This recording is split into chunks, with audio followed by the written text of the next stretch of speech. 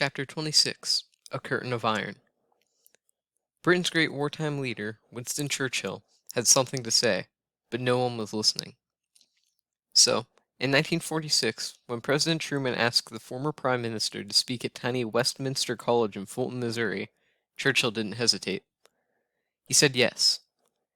Churchill wanted to talk about Russian communism. Many people did not know what to think about Stalin and Soviet Russia.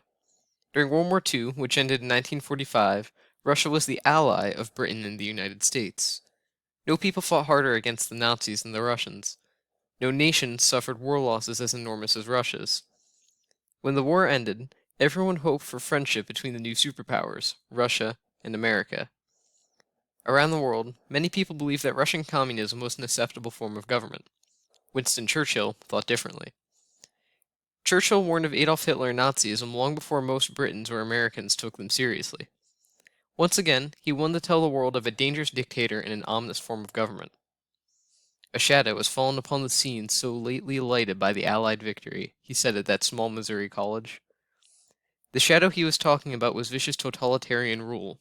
From Stettin in the Baltic to Trieste in the Adriatic, an iron curtain has descended across the continent, Churchill continued. The continent Churchill was referring to was Europe.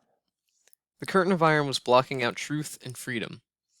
Nations behind that curtain were prisoners of Russia. When World War II ended, the armies of the winning Allied powers, the US, the USSR, and Great Britain, moved through Europe, freeing the nations that had been conquered by Hitler's Nazis. The Allies promised to help the liberated nations. They promised to help them hold open elections and form free governments. After that, the Allied armies were supposed to leave, which was what we did. Russia wouldn't go.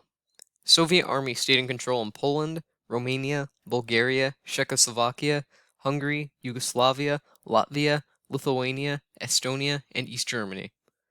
There were no free elections there. Elsewhere, in nations like Italy and France, the communist parties were growing strong. Joseph Stalin bragged that the whole world would eventually go over to communism.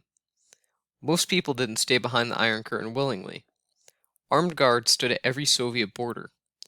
Iron curtains would soon extend over several Asian countries. Some East European countries, like Hungary and Yugoslavia, attempted to rebel and become independent. The Hungarians were crushed and their leaders killed. The president of Yugoslavia, Marshal Tito, was as crafty as Stalin himself, and he managed to keep the Soviet Union at arm's length. But even Yugoslavia was not really a free country. It had only one political party, and that was communist. In an address to Congress, President Truman said, "I believe that it must be the policy of the United States to support free peoples who are resisting attempted subjugation by armed minorities or by outside pressure. To subjugate is to conquer or bring under control." Truman decided the United States would come to the aid of any nation endangered by communism. We would not let Soviet Russia expand further. We began by sending $400 million in emergency aid to Greece and Turkey. That program of assistance was called the Truman Doctrine. The idea behind the Truman Doctrine was to keep communism from spreading. That policy was known as containment. It was the beginning of a Cold War against Russia. The Cold War lasted more than 40 years. Why a Cold War? Because the United States and the Soviet Union did not directly engage each other in a hot war, a war with shooting and bloodshed, the tense 40-year standoff between the superpowers is known as the Cold War. Although the Soviet Union and the United States never directly fought each other, battles did take place in countries where people allied themselves with one superpower or the other.